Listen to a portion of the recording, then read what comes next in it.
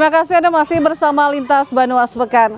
Ketua Umum Dewan Adat Dayak Kalsel mengunjungi Desa Magalau Hulu, Kelumpang Barat, Kota Baru untuk silaturahmi dan mediasi terkait aktivitas perusahaan yang diduga menghancurkan Gunung Sanggrahan, sebuah tempat sakral turun-temurun warga Dayak.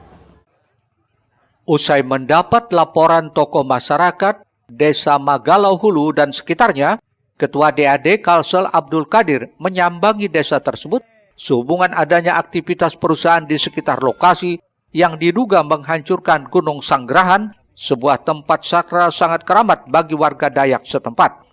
Ini dilakukan Abdul Qadir untuk klarifikasi sekaligus memastikan kebenaran laporan masyarakat tersebut. Ketua DAD Kalsel disertai pengurus dan dewan pakar serta dikawal beberapa laskar Dayak yang turut pula disambut beberapa pejabat seperti camat, kepala desa, kepala adat dan tokoh masyarakat, serta petugas kepolisian dan TNI setempat. Setelah melihat langsung dan mendapat penjelasan, Abdul Qadir, seorang tokoh adat yang sangat perhatian pada masyarakat Dayak ini, mendapatkan fakta bahwa Gunung Sanggrahan memang benar rusak.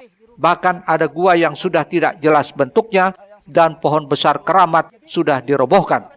Atas fakta yang diperoleh tersebut, Abdul Qadir berusaha menyelesaikan masalah yang dihadapi warga dan akan berkonsultasi dengan beberapa pemangku adat di balai-balai adat yang tersebar di wilayah Kalimantan Selatan dan selanjutnya secepat mungkin menindaklanjuti sampai terlaksananya mediasi dengan pihak perusahaan. Bahwa Gunung Pemujaan, Penyanggrahan yang merupakan situs, ini merupakan ada dua kubu lah. Kubu pertama menyatakan tidak ada aktivitas perusahaan. Yang kedua ada aktivitas yang sehingga cagar budaya tersebut jadi rusak. Kerusakan tersebut diakibatkan karena hadirnya salah satu perusahaan tambang yang sebelumnya mungkin atau sudah sosialisasi atau belum, kita kadang mengerti, sehingga pelataran daripada gunung tersebut digusur. Sebenarnya sebelumnya kami mendapat laporan sepihak, jadi hari ini kami hadir sekaligus sosialisasi ke masyarakat. Bukan hanya sepihak, ini dua belah pihak. Kami lihat ternyata benar adanya kerusakan ini. Tim Liputan Banjar TV. Selanjutnya, penasihat hukum dari Mardani Haji Maming meminta majelis hakim dapat membebaskan mantan Bupati Tanah Bumbu tersebut dari segala tuntutan atas kasus yang menimpanya. Dengan membacakan hampir 515 halaman secara bergantian, penasihat hukum Mardani Haji Maming membacakan pembelaan atau pledoi dalam sidang lanjutan di Pengadilan Tindak Pidana Korupsi Banjarmasin Rabu sore. Dalam pembelaannya, penasihat hukum Mardani Haji Maming yang juga seorang politisi dari PDIP ini, ada fakta selama persidangan berlangsung seperti tidak ditemukan adanya pemberian uang, termasuk tidak adanya kerugian negara. Tidak hanya dibacakan penasihat hukumnya, Mardani Haji Maming yang mantan Bupati Tanah Bumbu ini juga turut secara langsung membacakan nota pembelaannya, menyampaikan terima kasih kepada masyarakat Kabupaten Tanah Bumbu yang memberikan dukungan kepada dirinya untuk menghadapi masalah ini. Semua sudah dengar ya, semua sudah dengar sendiri bagaimana pledoi yang disampaikan oleh penasihat hukum maupun nota pembelaan pribadi yang disampaikan oleh Pak Mardani Haji Maming tadi itu dengan sangat baik ya. Saya rasa sudah jelas bahwa kita memang melalui pledoi ini mencoba meluruskan banyak fakta ya persidangan, baik dari kesaksian maupun alat bukti lainnya. Nah, dari situ memang kita melihat ya fakta persidangan ini sesungguhnya membuktikan sebaliknya dari yang ada di dakwaan maupun di tuntutan. Bahwa pertama yang paling penting ternyata penerbitan SK pengalian IUP dari PT BKPL ke PCN yang didakwakan, dituduhkan itu adalah pelanggaran undang-undang, ternyata tidak, sama sekali bukan. karena ada kesalahan dalam menafsirkan pasal 93 Undang Nomor 4 Tahun 2009 itu harus ditafsirkan secara utuh. Tidak bisa ditafsirkan parsial 93 ayat 1 saja. Harus dipahami.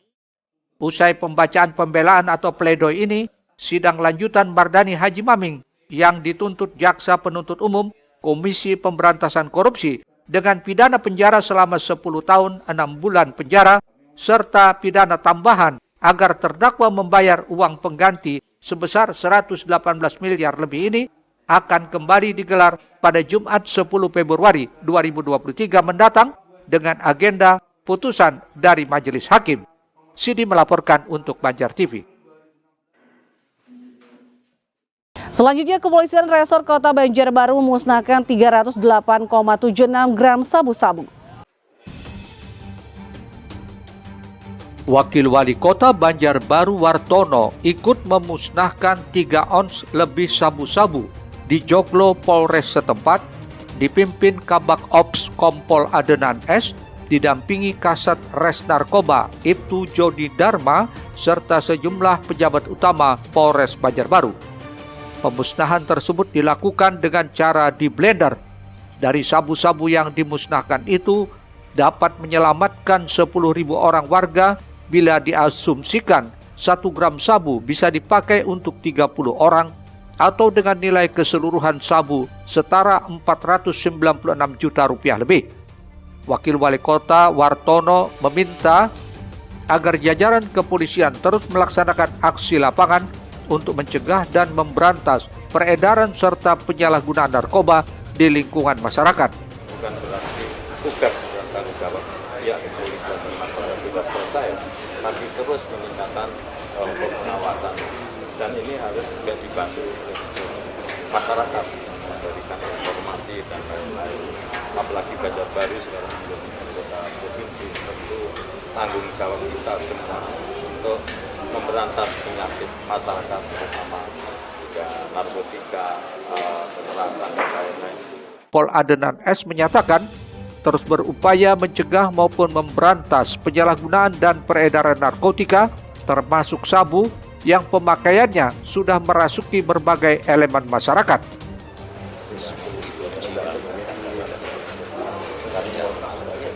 Satu gramnya 1 gram itu bisa membunuh 30 orang. Jadi kita kalkulasi sekitar 30.000 orang kita selamatkan jiwanya. Bapak tadi mengatakan bahwa kekurangan pengawasan kurang.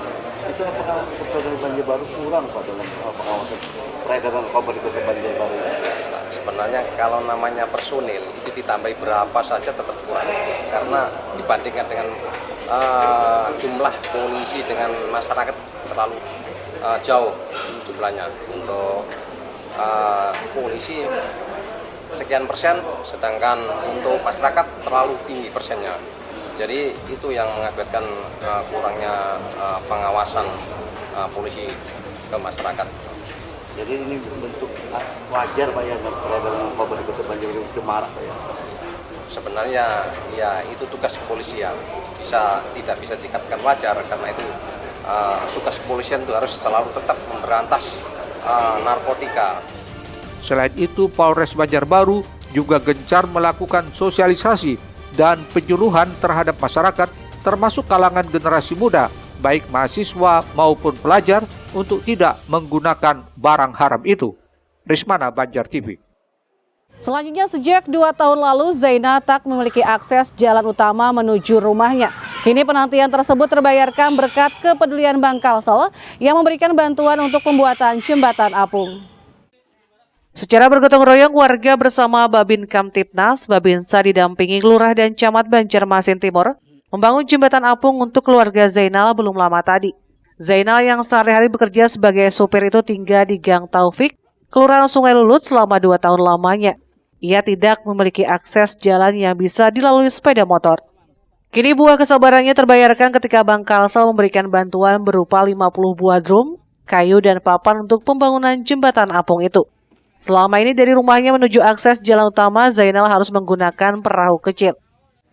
Pakai getek tuh sekitar 2 tahunan lah orang lagi. Menyandang malah. Iya. sangat membantu benar nih, terima kasih benar. Akses pian jadi nyaman jadinya lah. Ya, jadi Anu anak pian sekolah. Sekolahnya. Langkas. Zainal pun mendengar kabar ke depan pemerintah akan membuatkan jalan permanen dan ia pun berharap hal itu segera terrealisasi. Eko Anggoro, Banjar TV. Pemirsa, program renovasi rumah tidak layak huni, tetaplah bersama kami.